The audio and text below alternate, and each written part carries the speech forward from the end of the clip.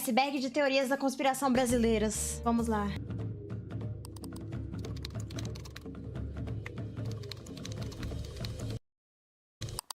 Contato com seres de outro planeta. Uma suposta cidade perdida. O capeta está aqui, ó. E crianças de 2 anos e meio estão sendo treinadas por esse baralho para realizar magia negra. Qual a sua mensagem para a Terra, Bilu?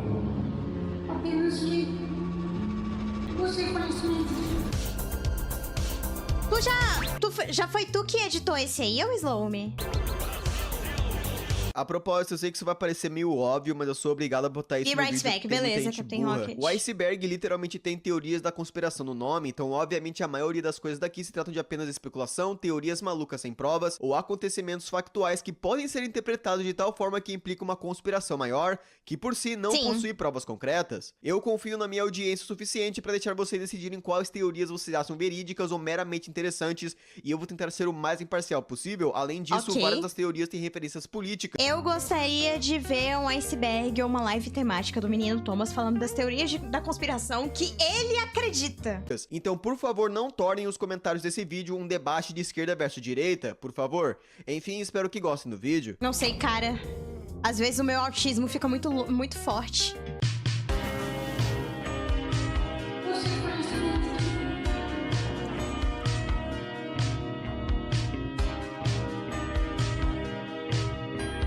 O ET Bilu é um dos casos de extraterrestres mais icônicos do Brasil.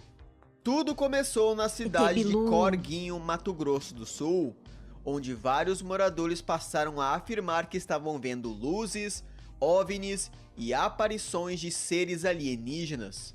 Com isso, Pode ser drogas também.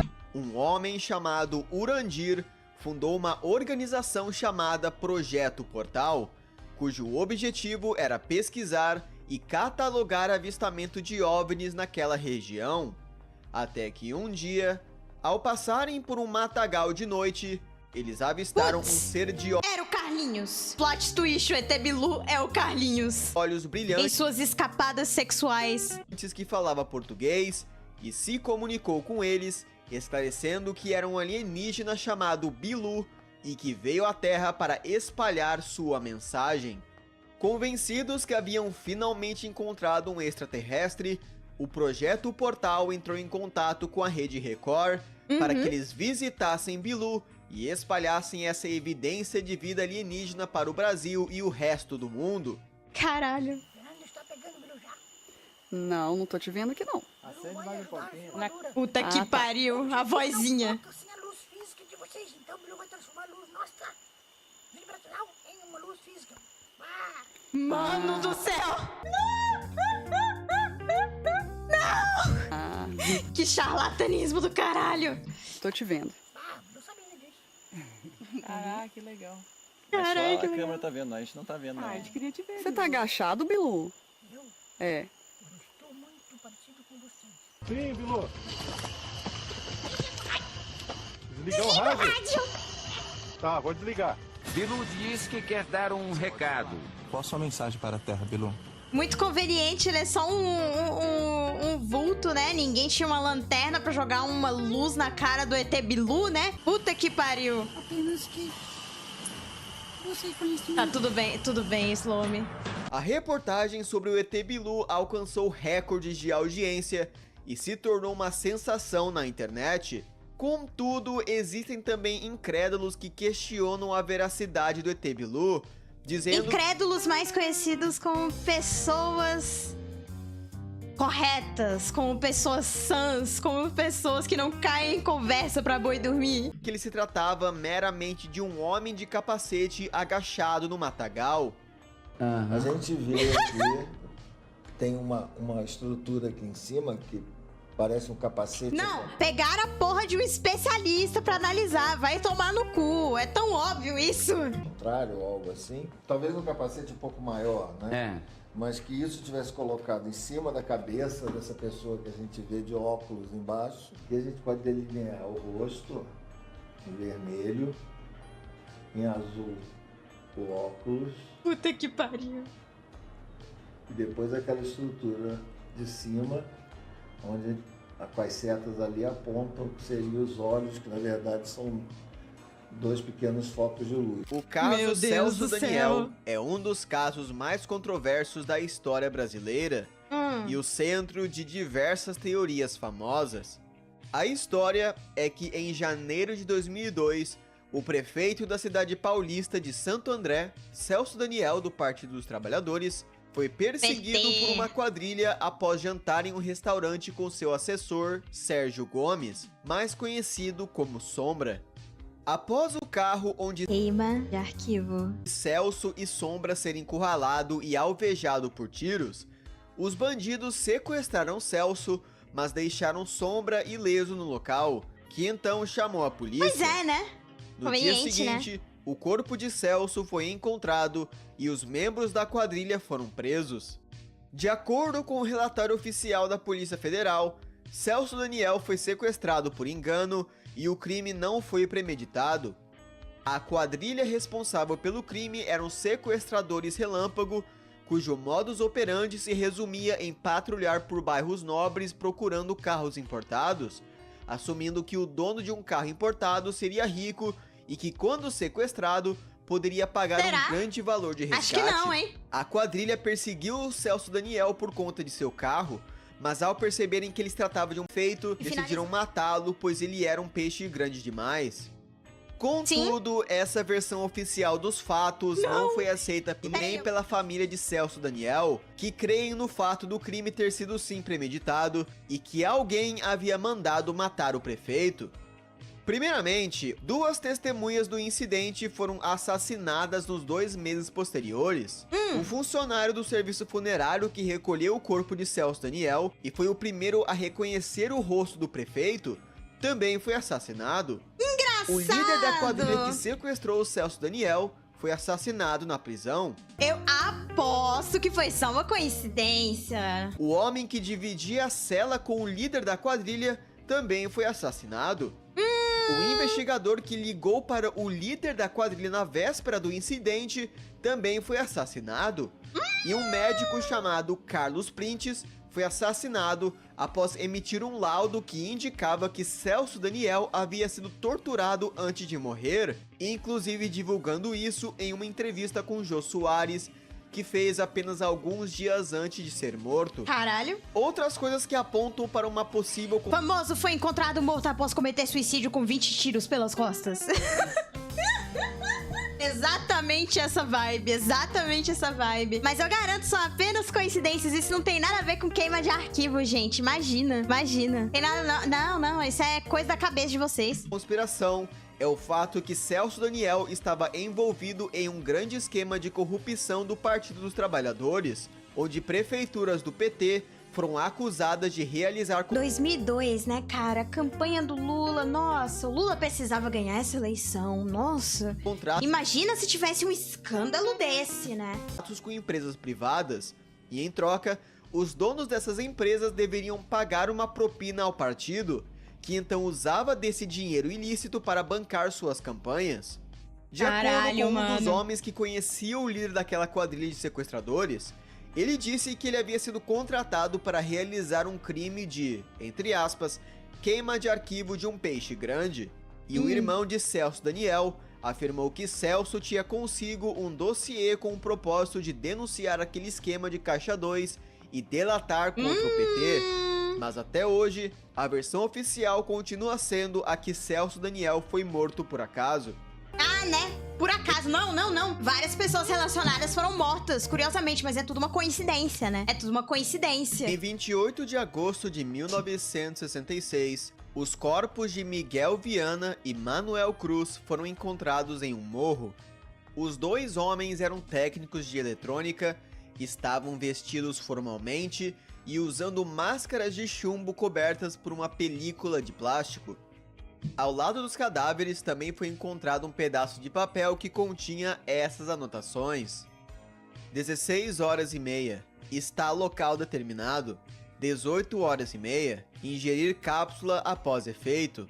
Proteger metais, aguardar sinal, máscara. Caralho. Os corpos já em decomposição foram levados ao IML, que não encontrou nenhum sinal de envenenamento, violência, drogas e sequer uma única causa de morte aparente, Ô, que como se eles tenso, mano. simplesmente tivessem morrido de forma espontânea.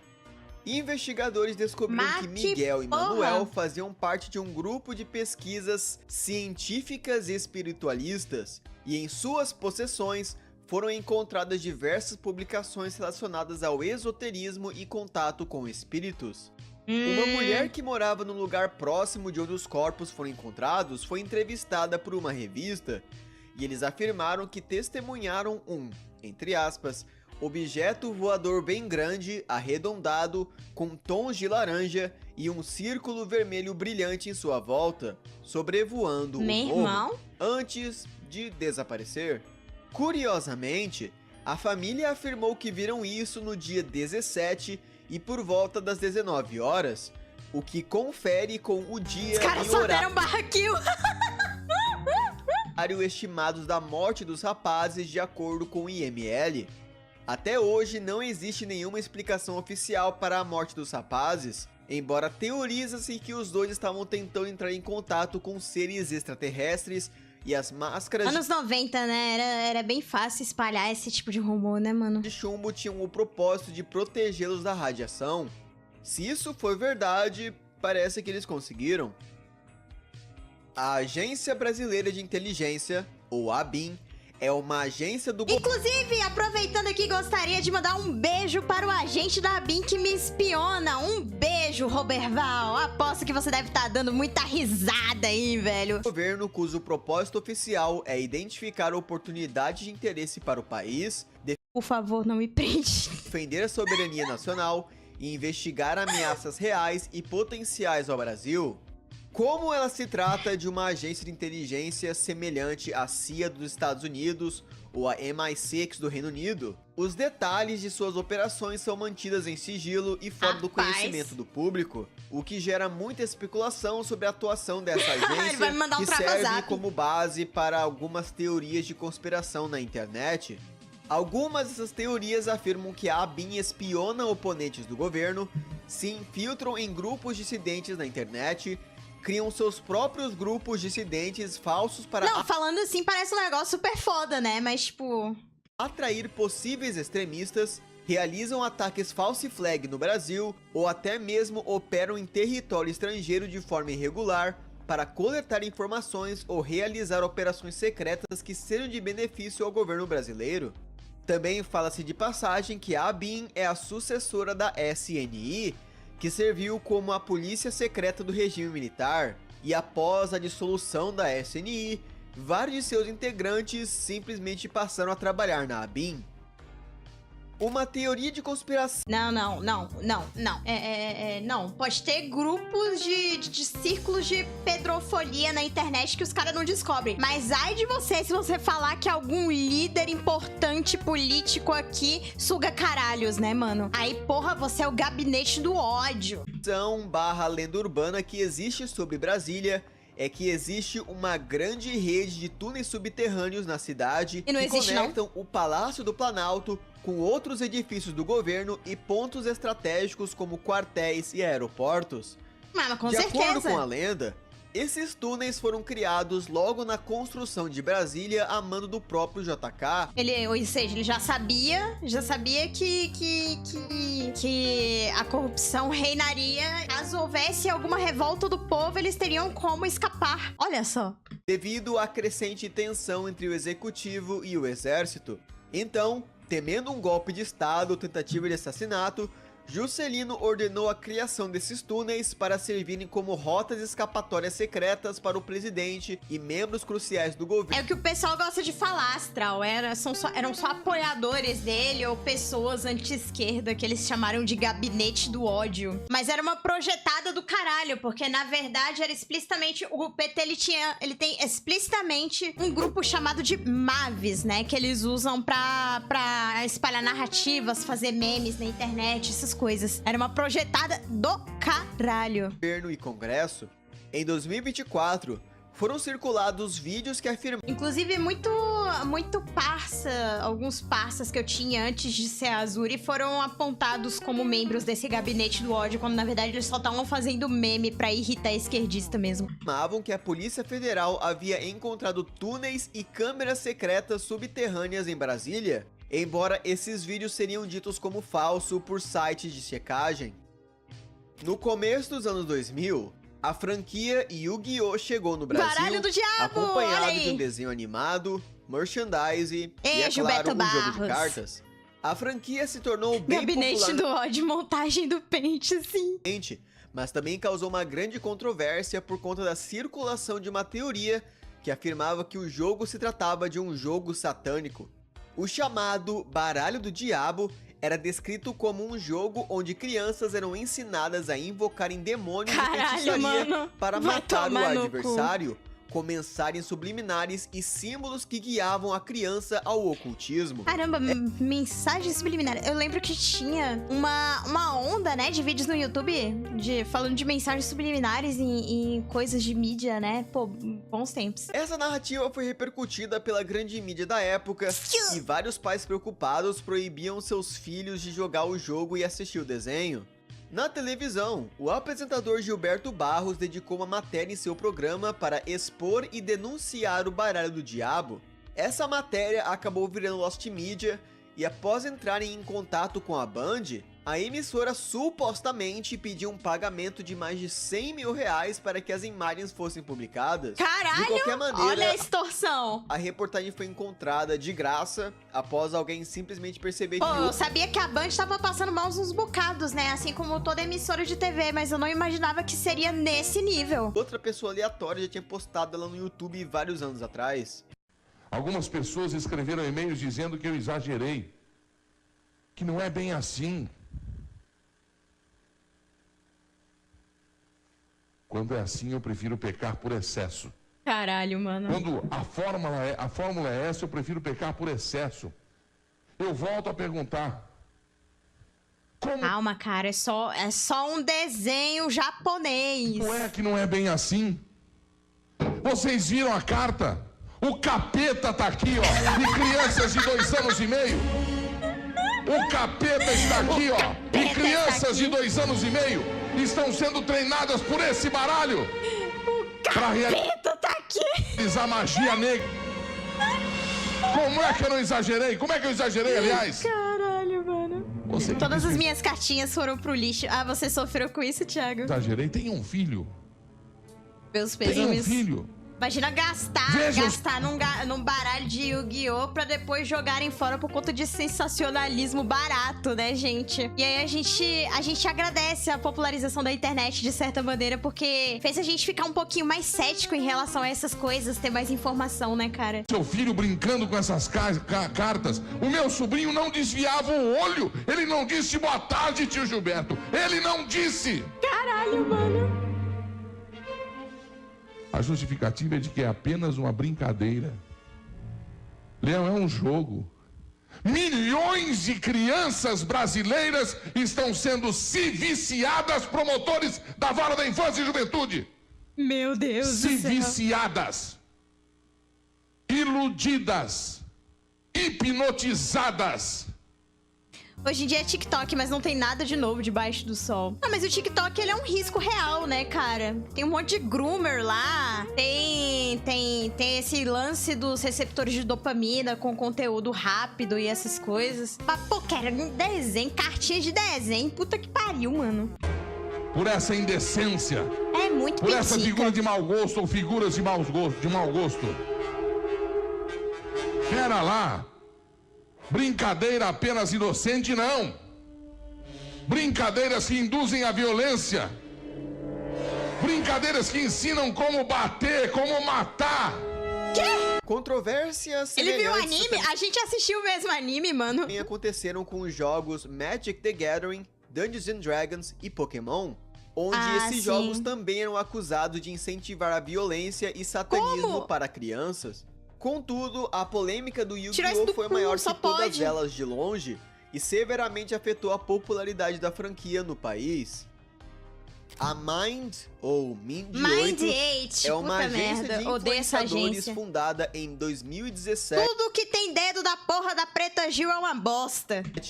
Que serve como uma mediadora entre influencers digitais e empresas publicitárias. Gina A maioria indelicada. das mais de 400 contas ligadas à Mind se tratam de páginas de fofoca, Páginas de fofoca, página de vinhado, página de tudo que é ruim. com a maior delas sendo a Choquei. E juntas, Tinha que essas ser. páginas possuem mais de Fonte de todo mal. Mind8 é a fonte de todo mal. 171 milhões de seguidores. 7 a cada 10 pessoas na internet brasileira seguem alguma conta agenciada pela Mind.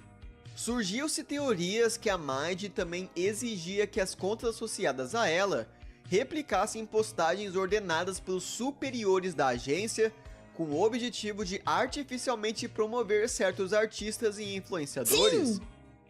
Isso não é nem teoria da conspiração, cara. É óbvio. Tipo, eles promovem as mesmas pessoas com os mesmos posts e eles postam em uma janela de tempo muito pequena entre um post e outro. Isso é óbvio. A agência respondeu afirmando que isso é mentira e que todos seus influenciadores Mentira, fonte Mind8. postam conforme seu desejo próprio. Contudo, o sei. jornal Núcleo realizou uma pesquisa afirmando que 47% de todas as postagens feitas por contas associadas da Mind eram de fato repetidas ou com apenas leves alterações.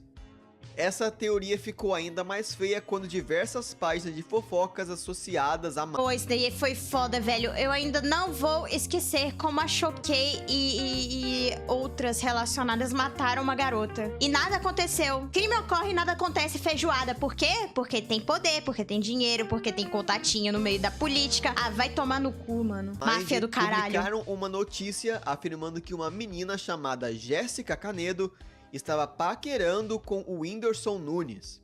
A garota foi ridicularizada, perseguida, desenvolveu uma depressão e acabou cometendo... Só no Instagram arrasta. Sim. Mas eu acho que é temporário.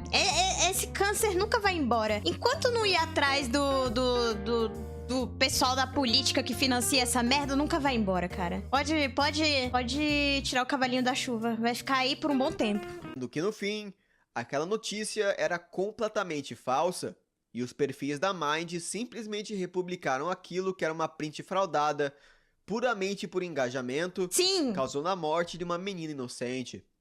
Nas eleições de Revoltante. 2022, as páginas da Mind passaram a publicar propagandas políticas favorecendo o PT e o O bem venceu. Aí você fala, não, mas veja bem, não tem dinheiro de político aí. Puta que pariu, cara. Olha isso. Olha que puxação de saco do caralho. candidato Lula, e também injuriando seus oponentes políticos como o Bolsonaro e Ciro Gomes. Surgiu-se então a teoria que a Mind estava sendo manipulada pelo PT para divulgar essas informações devido às excessivas propagandas, ao fato de uma das fundadoras da agência ser filha de um ex-ministro do Lula e de ter recebido quase R$500 mil em contratos com o governo na época do governo Dilma. Que estranho, né? Inclusive, nessa época aí, vários influenciadores. Vocês já repararam como, de repente, assim, o Cauê Moura, o PC Siqueira, que esteja no inferno, o Castanhari e vários desses blogueiros famosos, de repente, começaram a puxar sardinha pra políticos de esquerda? Tudo por conta disso aqui. Foi o Portal da Transparência, cara. Em 2014, 2015, tudo recebendo graninha do governo pra puxar sardinha e ter lado político. Que legal, né? Que legal. Nossa, as coisas são tão justas nesse país, né? Uma teoria de conspiração que vai mais longe ainda afirma que a perseguição injusta contra a Jéssica foi feita por pedido do PT, visto que uma notícia falsa divulgada em grande escala contra uma menina inocente seria favorável para a pauta de regulamentação das redes sociais que Lula estava tentando passar no Congresso, visto que o de Jéssica coincidiu com a criação do PL da censura. Sim, ô Lucas, com a USAID, né, que foi desmantelada, inclusive, e teve muita revolta. Será porque tinha verdade nessa merda? Com certeza. Acabou sendo engavetado. Porque nenhuma dessas pautas se aguentam por si só se não tiver muito dinheiro por trás, né, cara? Especulado que a Mind estava sendo influenciada por empresas e agências estrangeiras como a BlackRock ou a USAID, com o objetivo de divulgar Tudo narrativas que engavetado, favoreciam exatamente. essas partes. O chupacu de Goianinha é um criptídeo brasileiro que Chupacu passou a de ser Goianinha! avistado por Olha a TV moradores da Maressol. cidade de Goianinha, Rio Grande do Norte. Essa criatura era descrita como extremamente alta, mano. pálida e esguia, semelhante a um alienígena. Este ser era dito pela população como agressivo e invadia as casas de suas vítimas de noite Caralho. para realizar um ato de sucção na cavidade anal das vítimas. Amei como ele usou as palavras aqui, mano. Puta que pariu. Eu amo essa fake news do chupacu de Goianinha, velho. A TV Maressol é GOAT demais. GOAT. Um dia eu quero fazer collab com a TV Maressol. Vai ser foda. Que as inseria em um breve estado de coma. Um animal misterioso está assombrando um bairro em Búzios. Segundo moradores, seria uma espécie de animal humano que tem fetiches sexuais. O bairro Boa Vista, em Búzios, nunca mais foi o mesmo. Todos os dias, Pô, ele saiu de Goianinha e foi pra Búzios? Porra, o cara tá foda, hein? os moradores voltam para suas casas mais cedo para não passar pelo sufoco da noite. Um animal estaria assombrando o bairro. Tá sendo muito difícil. Ontem de madrugada foi o maior susto. Eu acordei com uma menina gritando aqui na rua, gritando. Foi um terror. Meu Deus. Um terror. E à noite, ninguém mais anda sozinho no bairro. O Aqueles que têm o cu chupado morrem, sim. animal, chamado pelos moradores de chupacu, ataca as vítimas pelo ânus, tira a alma delas e as deixam desacordadas por algumas horas. Segundo o relato de uma das vítimas que preferiu não se identificar, o caso está ficando sério. Tinha acabado de descer da van, né? A van Relatos de vítimas. Vila Verde. Fui andando na rua, aí ele me pegou por trás. Ele quem? O chupacu. E o misterioso animal já teria atacado cerca de 37 vítimas no bairro. E é pedido uma atenção maior no caso, que está sendo investigado pela equipe do Scooby-Doo. Muito bom. A qualquer momento daremos Equipe mais... do Scooby-Doo, puta que pariu. Pô, velho, é uma coisa muito arriscada até mesmo pelo grupo da Mystery Machine, né, Clara? Da Mistério S.A. mais informações. Rihanna, é com você. Em Goianinha, relatos do chupacu gradualmente caíram até cessarem em 2023, quando o chupacu foi baleado e morto em uma troca de tiros com a polícia militar. Puta que pariu, mano. Eles pegam qualquer coisa que eles veem na internet e falam, o chupacu.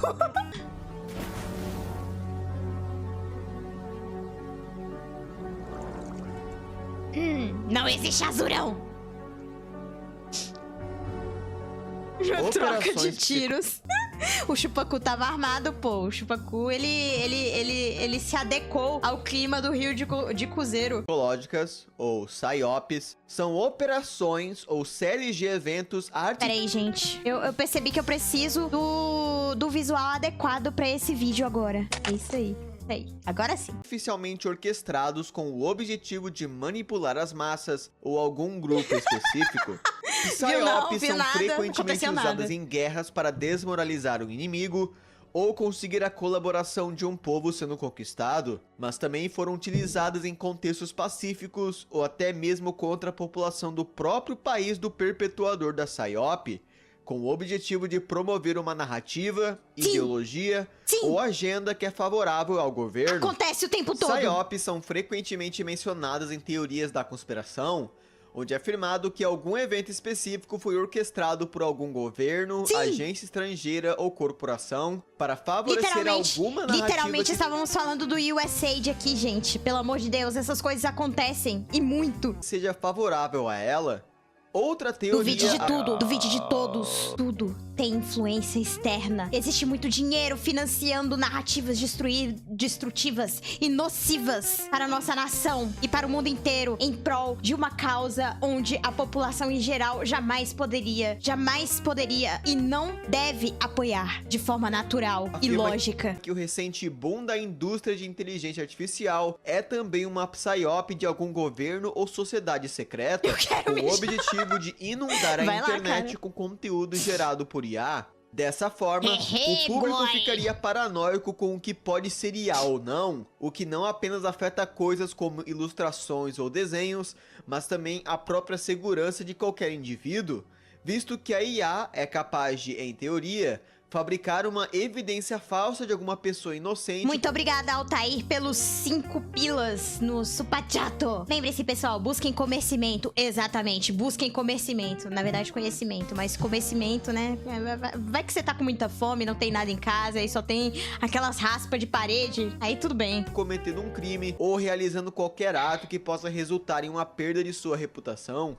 Com o público paranoico e com medo das IAs, governos pelo mundo teriam o apoio para regulamentar a internet e efetivamente ilegalizar o anonimato sobre a pretensão de provar. Isso literalmente vai acabar com as VTubers, chat. Vocês querem que isso aconteça? Vocês querem que as garotas de anime na internet sejam expurgadas? Vocês querem isso? Vocês querem que eu desapareça, chat?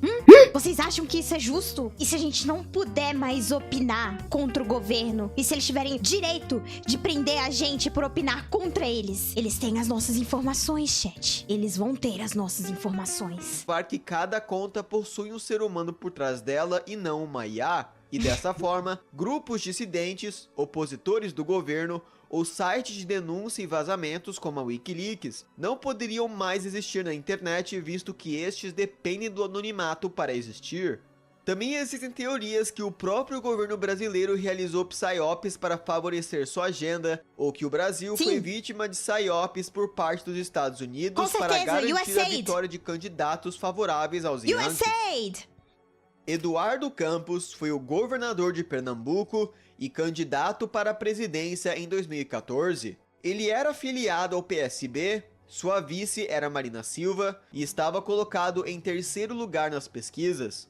Em 13 de agosto de 2014, o avião jato de Campos sofreu um acidente que matou todos os tripulantes, ainda é um mistério do caralho pra mim. o candidato.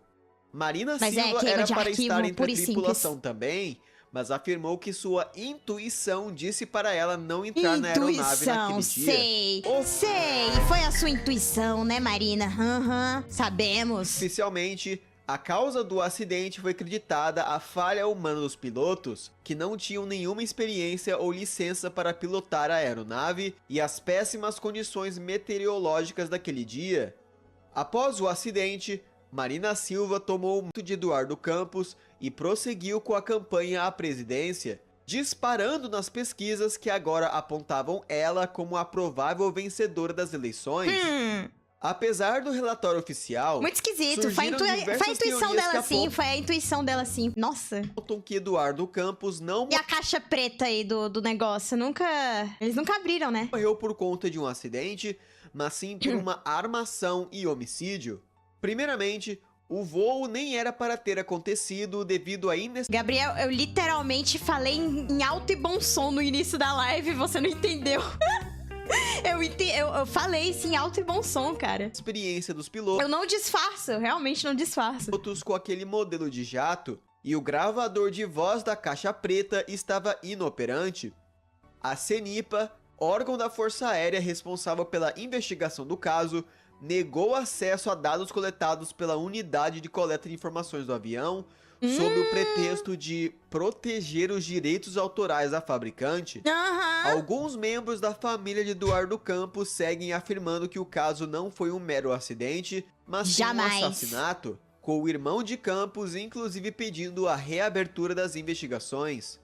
As principais teorias da conspiração em volta do caso afirmam que o avião de Campos foi sabotado pelo governo Dilma, pois meses antes do acidente, a presidente assinou uma lei que garantia sigilo de caixas pretas de acidentes aéreos.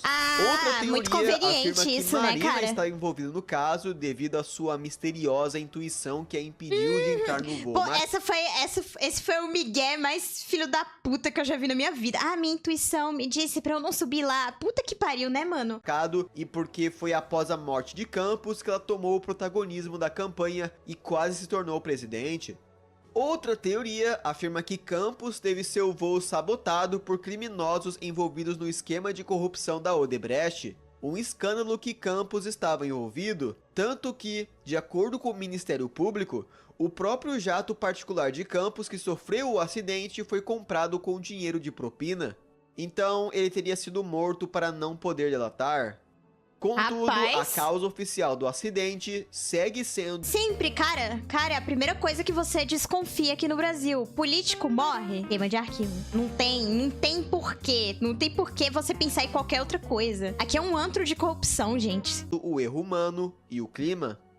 Em 1954, o presidente do Brasil, Getúlio Vargas, cometeu suicídio no Palácio do Catete Ele se auto-subtraiu da sociedade. após ofensivas políticas de grupos de oposição, ameaças de militares e uma fracassada tentativa de assassinato contra um jornalista antigoverno.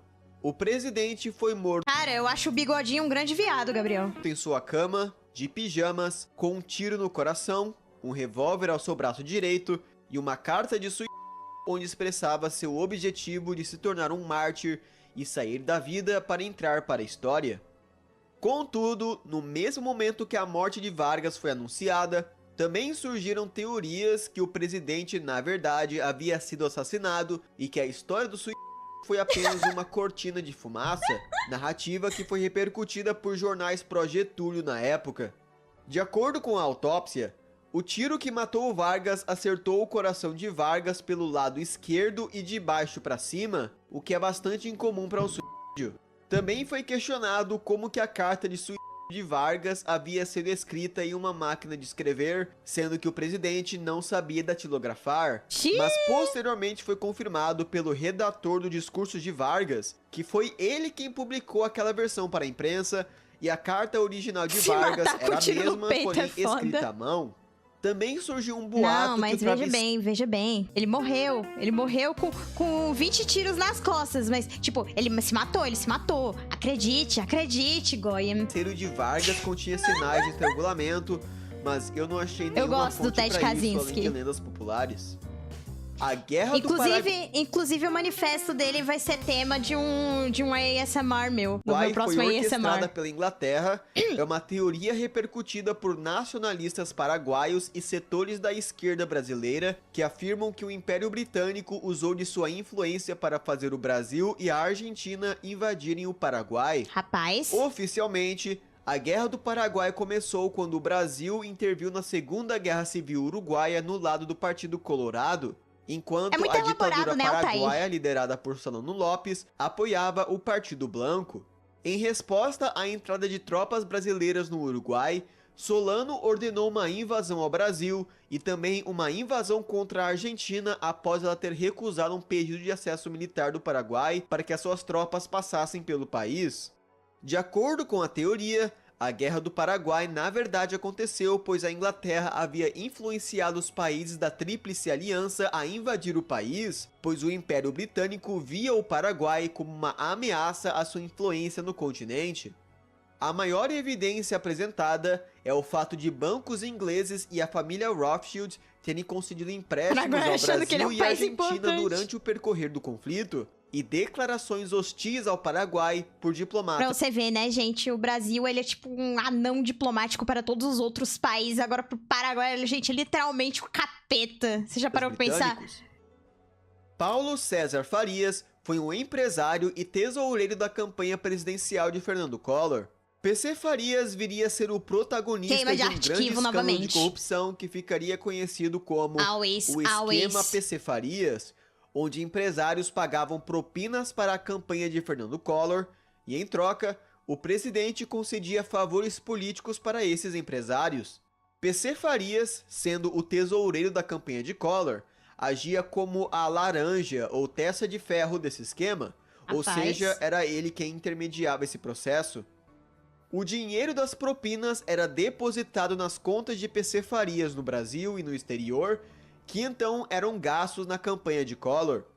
Após o impeachment de Collor, PC fugiu do país e desapareceu até ser capturado em Bangkok, Tailândia.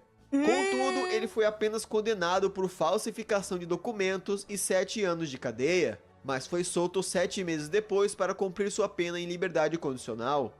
Em 96, PC Farias e sua esposa foram encontrados mortos a tiros em sua casa na praia.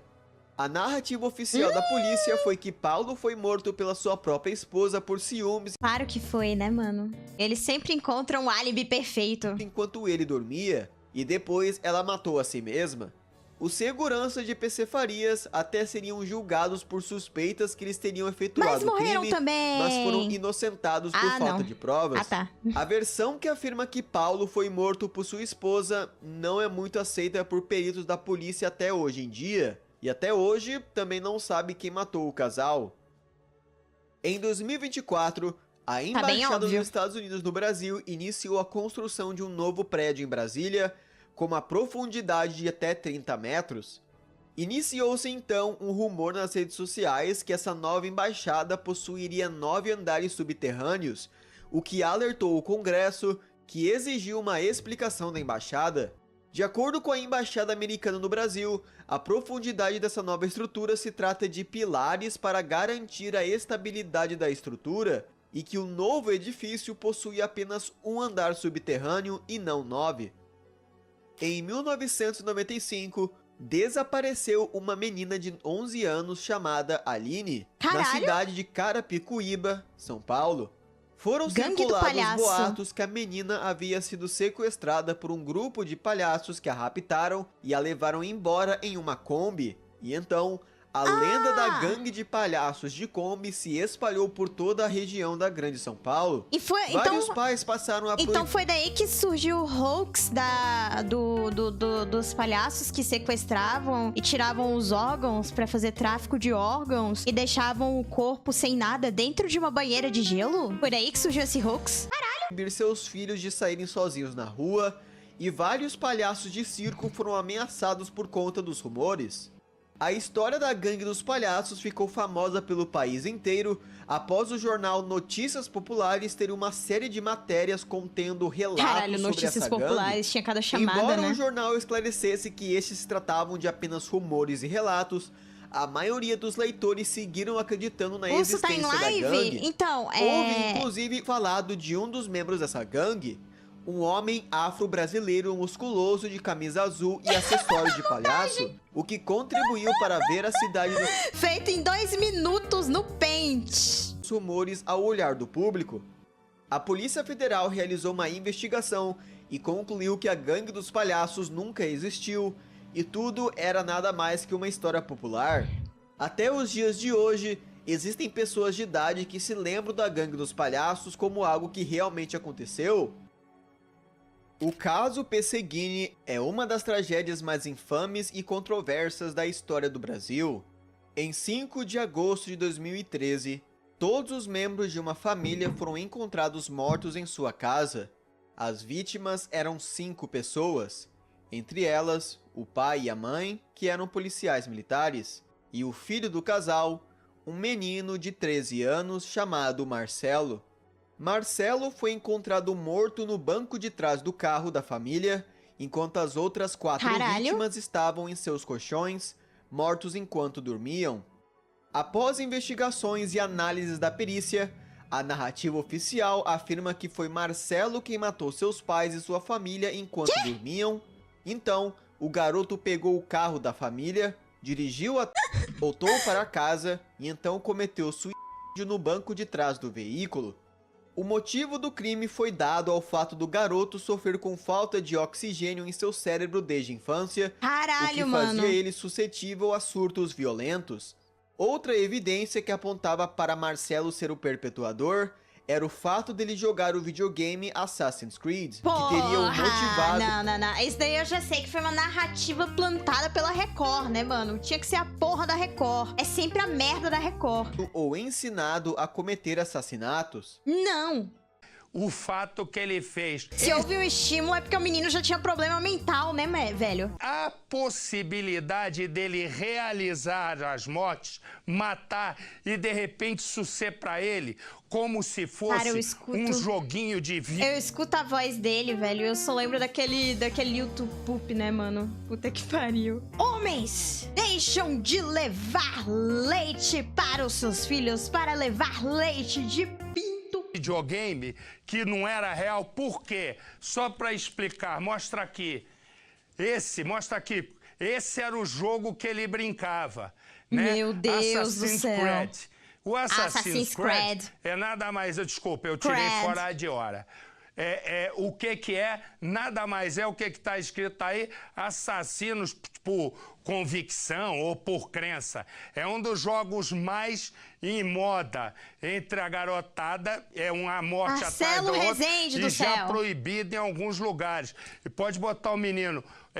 Eu pergunto à senhora, doutora, ele pode ter saído desse mundo real por um mundo de ficção do nada? Olha, Marcelo, é possível. A gente sabe que crianças vulneráveis, adolescentes vulneráveis, eles podem ser influenciados, sim, por esses jogos, pela banalização da morte.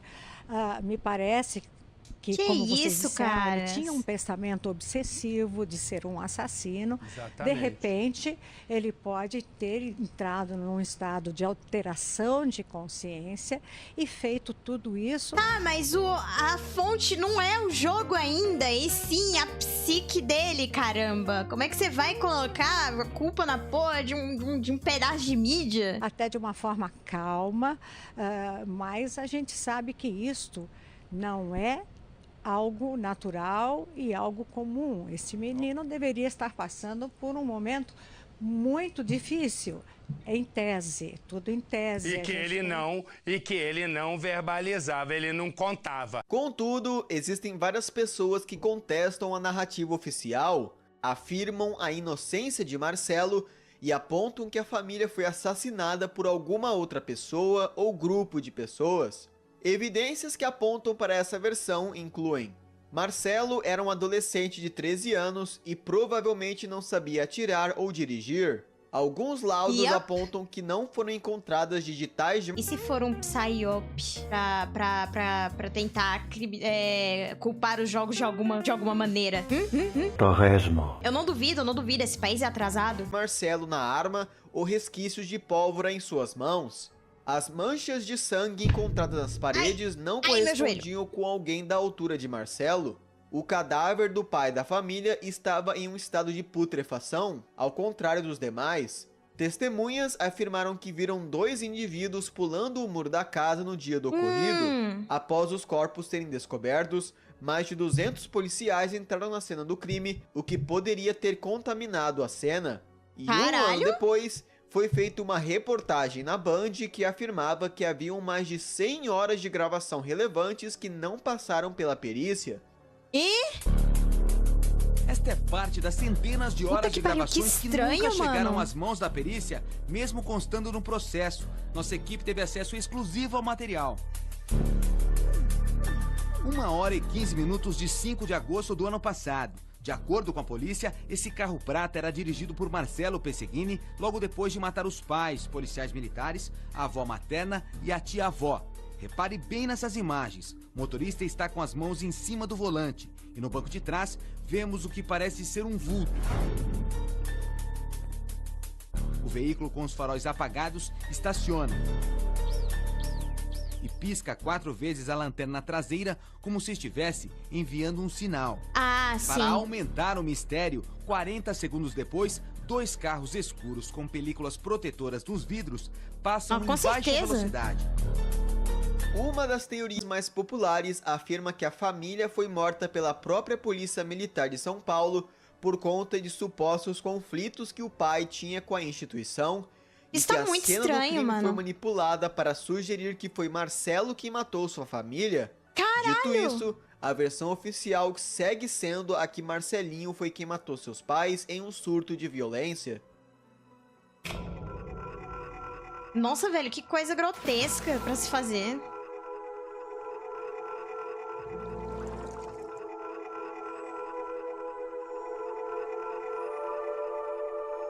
Existe uma teoria que aponta que os fenícios descobriram o Brasil e estabeleceram uma forte presença no Nordeste brasileiro milhares de anos antes da descoberta dos portugueses.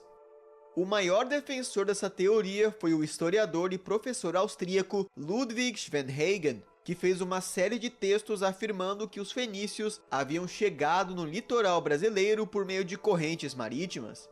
Os fenícios se estabeleceram na região e se tornaram os povos tupis, por conta de algumas Essa eu não ouvi semelhanças falar. linguísticas entre a língua tupi e a língua fenícia. De acordo com Sven Valeu aí, Hagen, Marcos. os povos Seja tupis bem-vindo. eram divididos entre 7 tribos e habitavam uma terra chamada Caraíba, um grande pedaço de terra firme que se localizava no Mar do Caribe, e após Caraíba afundar no oceano ou passar por alguma crise que resultou em seu fim, os povos tupis migraram Eu acho que a partir daqui vai começar a ficar mais obscura as coisas. para o norte do Brasil. Uma coisa que sustenta essa tese são relatos do padre Antônio Vieira, onde indígenas tupis lhe relataram que seus povos migraram para o norte do Brasil, de um país que já não existia mais. No final do século XIX e início do século XX, foram encontradas supostas inscrições arqueológicas no Nordeste brasileiro que continham textos escritos na língua fenícia, datados em 500 a.C. Apesar de vários arqueólogos e historiadores terem estudado essas inscrições e afirmado que elas são fraudadas, vários outros arqueólogos e historiadores fizeram seus próprios estudos e concluíram que elas são legítimas ou que é impossível determinar se é fraude ou não.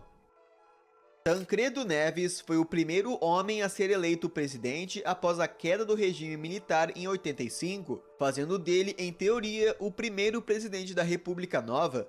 Porém, Tancredo morreu antes de tomar posse devido a complicações com a síndrome de resposta inflamatória sistêmicas. Duvido. A morte What are you saying? Are you going to pretend that you're not a Brazilian person? de Tancredo foi repleta de mistérios, como o fato de sua condição ter sido escondida do público, rumores do público que Tancredo já estava morto desde as eleições, essa foto publicada para refutar a narrativa Morto, muito louco.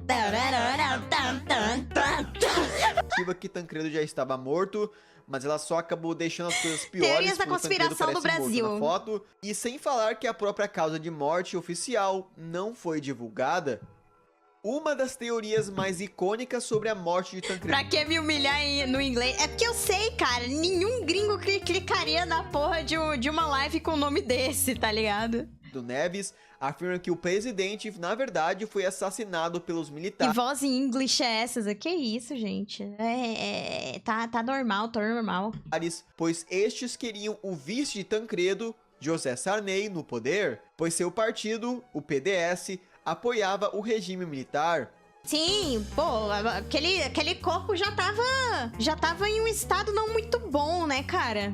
Já tinha um tempo ali que ele tava falecido, né, mano? De acordo com essa teoria, as complicações de Tancredo se deram por conta de um envenenamento, evidenciado pelo fato de seu mordomo também ter sofrido com dores agonizantes na barriga e morreu apenas um dia depois de seu patrão. O manuscrito 512 é um arquivo escrito em 1753 por bandeirantes que exploravam o interior da Bahia. O grupo de bandeirantes avistou uma enorme montanha brilhante e tentaram a escalar com a expectativa de encontrar cristais e metais preciosos. O grupo acampou e descobriu uma espécie de entrada secreta por acaso. Rapaz. A partir da passagem, encontraram uma rota até o topo da montanha, da onde avistaram uma enorme cidade do outro lado. Os bandeirantes inicialmente confundiram a cidade com uma povoação já devidamente colonizada, mas ao inspecionar, não encontraram sequer um único sinal de vida humana. Essa cidade tinha características de uma civilização antiga, ela tinha prédios e sua arquitetura não se assemelhava a nada que os portugueses ou colonos brasileiros construíam. Gente! Esse documento escrito foi enviado para autoridades no Rio de Janeiro, mas só foi de fato analisado e descoberto em 1839. Ele é legítimo e estudos comprovaram que ele foi de fato escrito nos anos 1700. O manuscrito 512 serve como base para a maioria das teorias que afirmam a existência de uma civilização perdida no Brasil, e até hoje segue sendo um mistério que nunca foi solucionado. Rapaz! O Pavilhão 18 é um suposto laboratório secreto do governo brasileiro. Os caras foram pro México sem querer, pior, mano. Localizado no subterrâneo. Parece muito uma parada azteca, tá ligado? Da Universidade Estadual de Campinas, relevante ao caso do ET de Varginha. De acordo com os Osni Petit e José Fernando de Moraes Pinto... Já vai ter que aumentar o preço dos reacts. Não, que isso, cara. São pesquisadores e especialistas no caso do ET de Varginha. O espécime foi capturado pelo governo e levado até a Unicamp para ser estudado, pois é dentro da Unicamp que existe um laboratório secreto especializado na pesquisa e estudo de seres extraterrestres, denominado Pavilhão 18. Essa narrativa é repercutida pelos próprios ufólogos, que dizem ter adquirido essas informações por meio de testemunhas e contatos no exército. A Unicamp respondeu a essas acusações, afirmando que não possuía um laboratório secreto e, de acordo com o exército brasileiro... Não tem, é isso que eles querem que vocês pensem, chat. O ET de Varginha era, na verdade, um homem com deficiências mentais chamado Mudinho, que morava próximo ao local que o ET foi avistado. A Serra do Roncador é uma região localizada bem no centro geográfico do Brasil, no estado de Mato Grosso, entre o rio Araguaia e o Rio das Mortes. A serra tem esse nome por conta do estranho barulho emitido pelas montanhas ao anoitecer, que se assemelha a alguém roncando, causado pela forma que o vento passa pelos rochedos. Além dos barulhos, a serra é também conhecida por ser um grande centro de atividades paranormais e avistamentos de OVNIs.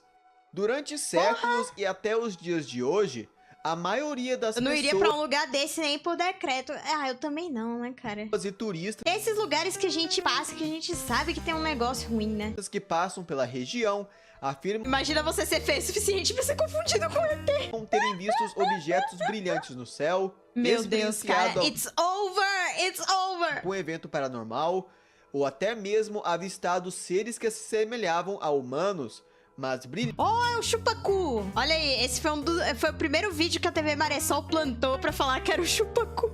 Brilhavam e desapareciam quando avistados. Na Serra do Roncador, também existe a chamada Lagoa Encantada, que recebeu esse nome por conta de crenças indígenas que a lagoa possui propriedades mágicas. Atualmente, grande parte da região é povoada por indígenas, que raramente permitem a entrada de forasteiros em certas partes da serra, por crença... Com certeza, senão iria rolar algo parecido com o plot de Holocausto Canibal, né, cara? ...que elas são sagradas. Em 1925, o arqueólogo e explorador britânico Percy Fawcett iniciou uma expedição para a Serra do Roncador, acreditando que a serra escondia uma civilização perdida. Contudo, Percy e todos os membros de sua expedição desapareceram ao chegarem no local. Mesmo após diversas tentativas de resgate, Percy e seu grupo nunca foram encontrados. Caralho. E embora existam teorias que eles foram mortos por indígenas ou animais selvagens, até hoje não existe uma prova concreta para o paradeiro e destino de Fawcett.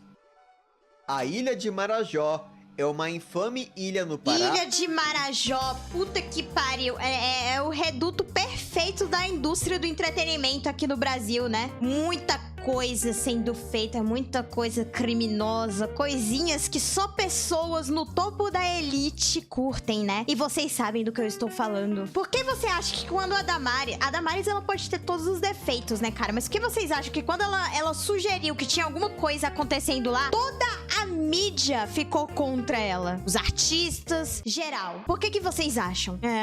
Ilha de Epstein versão BR? Sim. Marcante por seu baixo desenvolvimento e escândalos de tráfico humano. Sim. Na ilha, existem inúmeros casos de pessoas desaparecidas, principalmente crianças. A Polícia Federal... Muito conveniente, né? É muito conveniente que toda a mídia tenha começado uma campanha de difamação em cima da Damares depois dela sugerir uma investigação nessa ilha, não é mesmo? Já prendeu inúmeros suspeitos de sequestrar e traficar crianças, vendendo cada uma por cerca de R$1.000. Puta que pariu! Até os dias de hoje, existem relatos de pais que perderam suas crianças após sequestros. Esse caso já foi denunciado por moradores locais, por representantes da Igreja Católica. Não, independente...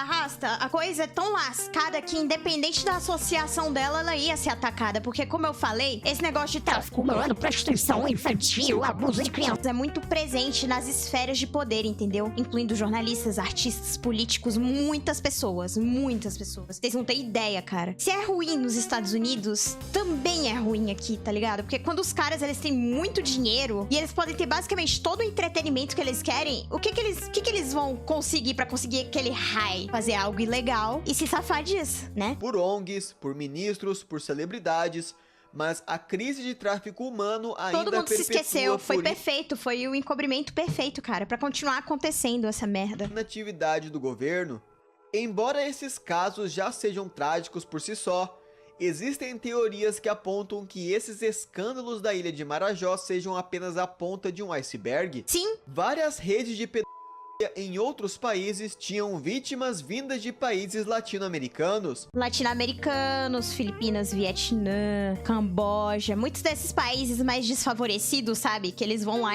nessas áreas onde tem menos poder aquisitivo, né? E eles conseguem comprar essas crianças. Porque, querendo ou não, vai ter pai degenerado que por um dinheirinho, assim, eles se livram dos filhos, sabe? Acontece isso muito na Tailândia, inclusive. Tem muito cara que, né, vai lá fazer turismo sexual, não com as mulheres de lá, mas com as crianças. E é possível que muitas das vítimas em lugares como a ilha de Epstein tenham sido sequestradas ou compradas da ilha de Marajó. Ninguém mais comenta sobre isso, justamente pelo que eu falei, né? Tem muita gente poderosa nesse meio, muita. Algumas teorias também afirmam que a perceptível inabilidade do governo de lidar com a crise vem por interesse e que diversos políticos do Brasil estejam envolvidos nessa rede internacional de tráfico humano, como no caso da cidade de Coari, onde o prefeito Adail Pinheiro foi condenado a 57 anos de prisão por participar de uma rede de exploração sexual de crianças e adolescentes. A Burschenschaft Paulista, normalmente conhecida como Bucha, foi uma sociedade secreta brasileira de viés maçônicos que existiu durante um período de 100 anos, desde 1830, no início do Império, até 1930, com a ascensão de Vargas. A Burschenschaft tem sua origem na Alemanha e foi trazida ao Brasil pelo imigrante alemão Julius Frank. A sociedade possuía uma restrita hierarquia. Membros deviam pagar uma taxa mensal com base em sua posição dentro dela. A única maneira de entrar era por indicação de algum membro, e ninguém dentro da bucha poderia falar, mencionar ou reconhecer a existência da bucha. O propósito da sociedade era proliferar o liberalismo no Brasil e apoiar a queda da monarquia. Seus membros eram encorajados a tomarem posições importantes e influentes dentro da sociedade brasileira, como professores de universidade, militares e políticos. Membros da bucha deveriam aparelhando todos os espaços. Onde eu escutei isso mesmo? Ajudar ainda acontece. Outros membros da bucha a atingirem seus objetivos, com o objetivo final de tomar o controle das instituições, depois do governo, e enfim, instaurar a República Liberal visionada pela sociedade.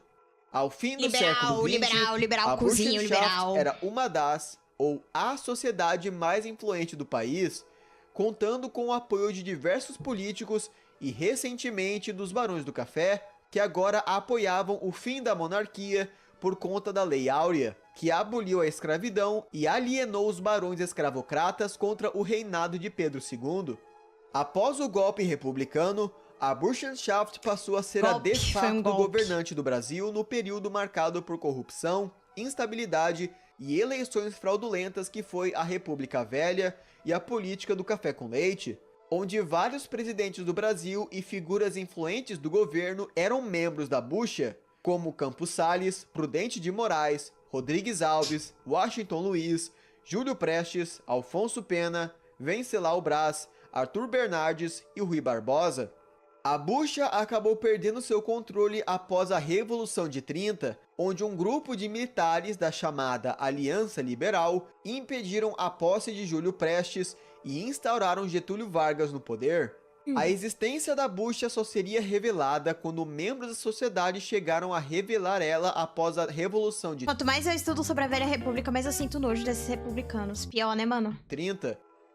A história da bucha exibe o quão facilmente uma nação grande como o Brasil pode ser de facto governada por uma sociedade secreta, o que alimenta teorias sobre Illuminatis, maçons e possíveis sociedades secretas em escala global. Também existem teorias que apontam que a bucha nunca foi realmente dissolvida e que até os dias de hoje o Brasil segue sendo governado por uma sociedade secreta fundada por ex-membros da bucha. Ratanabá é uma suposta cidade perdida na floresta amazônica. Tudo começou com uma série de artigos que afirmaram a existência de uma civilização perdida na Amazônia do Mato Grosso. Os pesquisadores dessa empresa teriam sobrevoado essa área com aeronaves equipadas com, entre aspas, tecnologia de alcance e detecção de luz e um pulso de laser, fecha aspas, que foi capaz de detectar padrões simétricos e mapear uma cidade inteira escondida por debaixo da floresta. O nome dessa mega cidade perdida seria Ratanabá, o maior meme da internet. Ratanabá, e além de ter sido extremamente avançada, ela foi fundada há milhões de anos atrás, contando com túneis subterrâneos que conectavam a cidade com outros continentes e outras cidades perdidas pelo mundo. Ratanabá teria sido a capital global. Suas entradas estão guardadas por bases militares brasileiras e suas ruínas são repletas de artefatos valiosos e metais preciosos como ouro e prata, o que motiva potências estrangeiras a tentarem invadir e controlar a Amazônia. A empresa responsável pela publicação desses artigos sobre Ratanabá foi a Ecosistema Dáquila, cujo presidente é Urandir Fernandes de Oliveira, o mesmo homem por trás da descoberta do ET Bilu. Puta que pariu! We was kings and shit!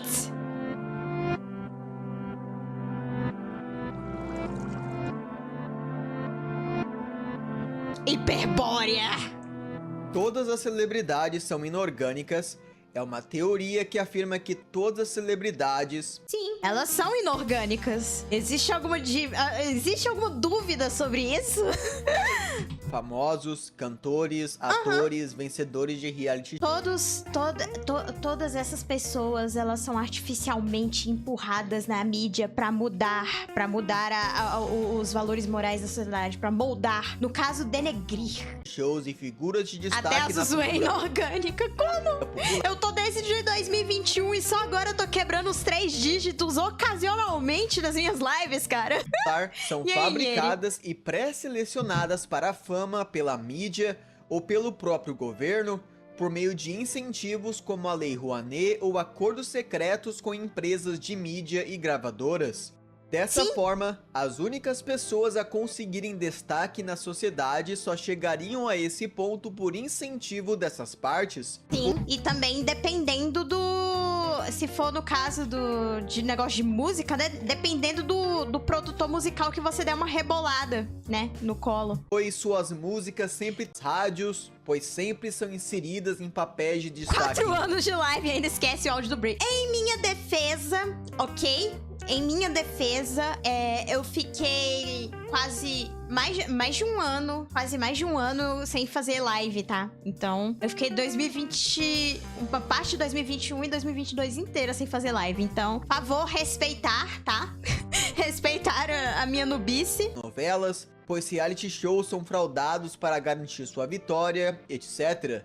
O objetivo seria fabricar uma galeria de celebridades que segue apenas os interesses do governo ou do estado paralelo e influencia os... Vocês já repararam como são muitas as celebridades em favor do governo Lula? Sua audiência para fazê-las terem simpatia pelo atual regime ou por sua agenda.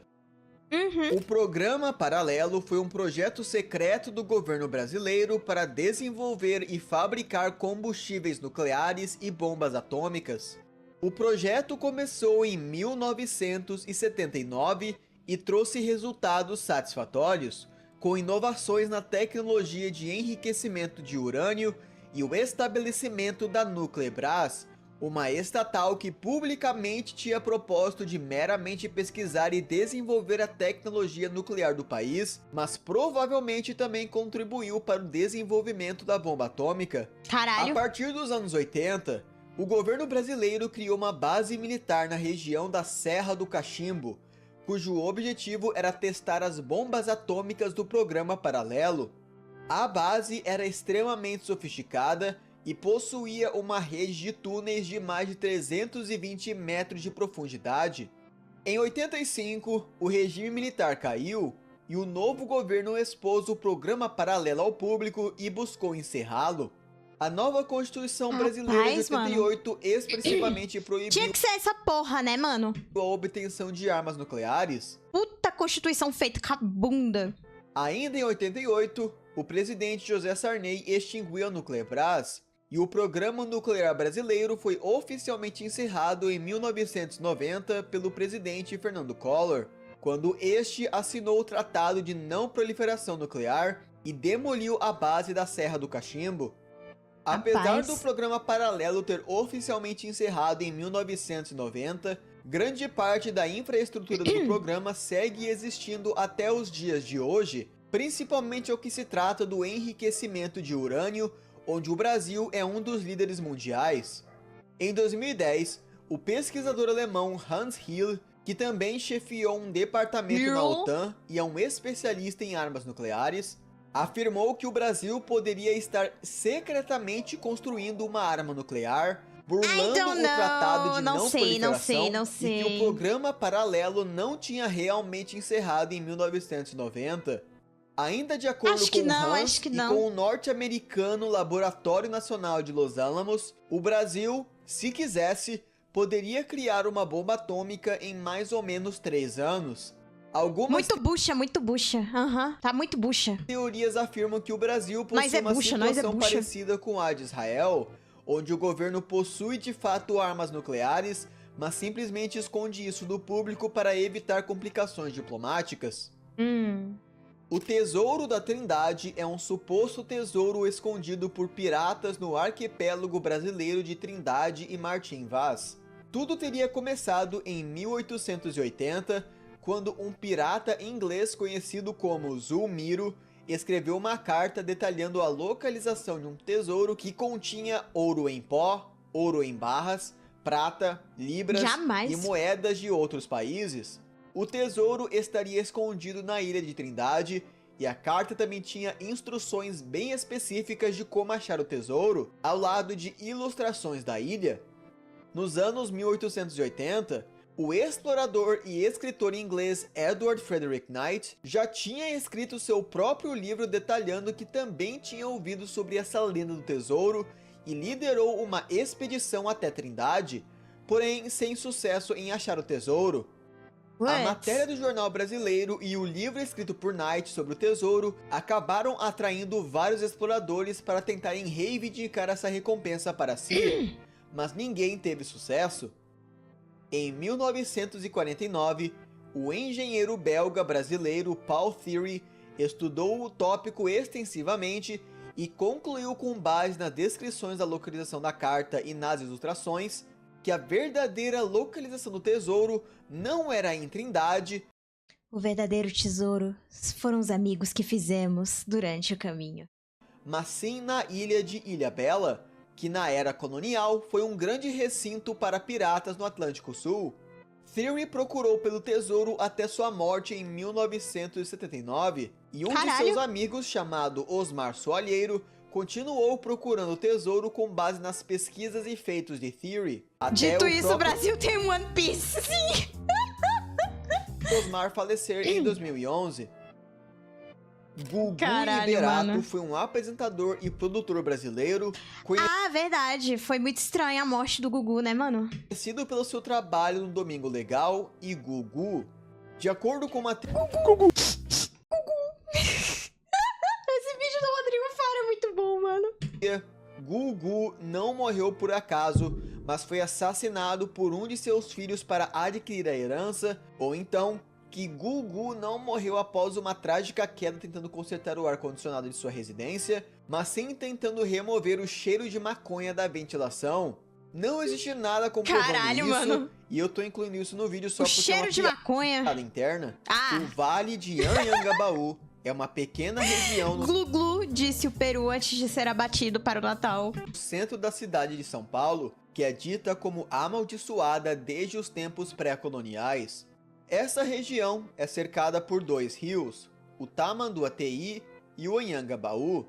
O Anhangabaú era temido pelos indígenas. De acordo com eles, a água desse rio não era potável, pois ao bebê-la, você sofreria com doenças ao corpo e ao espírito. E ao cruzar Só falarem pra parar de cagar na porra do rio. esse rio, você seria perseguido por um espírito maligno chamado Anhangá. Este espírito tomava a forma de um cervo branco com olhos vermelhos e uma cruz negra na testa. Ele era extremamente sádico com suas vítimas e é de seu nome que vem o nome do rio. Por conta disso, os indígenas evitavam passar pelo Vale de Anhangabaú a qualquer custo e acreditavam que todo aquele vale era amaldiçoado pelo espírito. Durante a história do Brasil... Mas porque o Gugu tá tão abaixo... Então, também não entendi, né, mano? Não era... Tipo, depois de tanta coisa, tipo, teoria da conspiração de assassinatos super coisados, colocando culpa numa criança, tá ligado? Colocar o Gugu mais embaixo, eu também achei uma ordem meio estranha. Pequeno Vale foi o centro... Ser assombrado por viado é um destino pior que a morte. Pô, né, mano? Nem tempos dos indígenas, os viados deixavam o pessoal em paz. De diversas tragédias e eventos paranormais. É dito que todo o edifício do vale é amaldiçoado, toda empresa acaba falindo e todo residente tem algum encontro com o paranormal.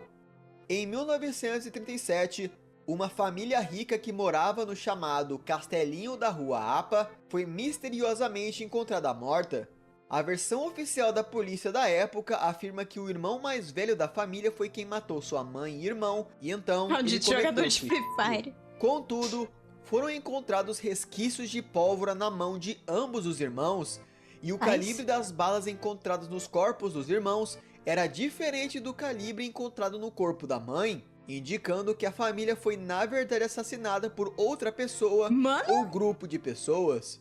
Desde esse evento e até os dias de hoje, o Castelinho é dito como um lugar assombrado, onde se pode escutar vozes e observar vultos fantasmagóricos. Em 1948, uma família que vivia em uma humilde residência do Vale também foi morta em um evento que ficou conhecido como o Crime do Poço. A família de 4 pessoas, composta por uma mãe, um filho e 2 filhas, viviam felizes e em uma relação ótima.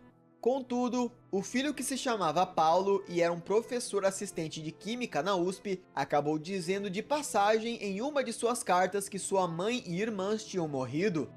Quando a polícia chegou na casa e não encontrou nada de errado, eles questionaram Paulo sobre um poço que ele recentemente tinha construído no quintal da casa. A polícia então passou a suspeitar que algo estava de errado e chamaram o corpo de bombeiros para investigar o poço.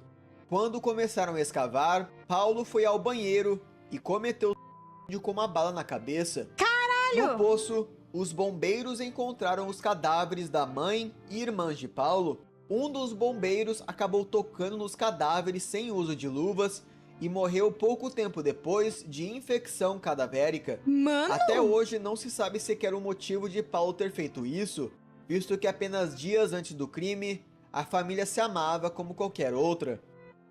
Durante os próximos anos, vários prédios foram construídos no Vale de Anhangabaú e vários deles sofreram com incêndios por conta de estranhos curtos-circuitos.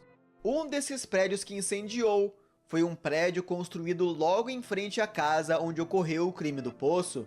O nome do prédio era Edifício Joelma. E o incêndio... eu ouvi falar... Nossa, tem até filme sobre esse incêndio. Puta merda. É muito tenso mesmo. Parece coisa de maldição, velho. Matou 187 pessoas e feriu mais de 300. Sendo esta a segunda maior tragédia em arranha-céus do mundo, atrás apenas do 11 de setembro. Após a tragédia, aquele edifício é dito como Inclusive, o 11 de setembro foi um trabalho interno. assombrado, e várias pessoas que adentraram no edifício após seu incêndio afirmam terem presenciado aparições de fantasmas e espíritos. A maldição do Vale de Anhangabaú continua até os dias atuais, com inúmeras Tô falando, cara, eu não pessoas... piso nesse vale nem por dinheiro. Cara, eu nem sou de São Paulo e eu também não quero nem olhar pra direção desse vale. Crê em Deus Pai. morrendo de formas misteriosas no vale, ou tentando cometer suicídio, pois vozes estranhas as convenceram. Caralho, mano. Aokigahara total.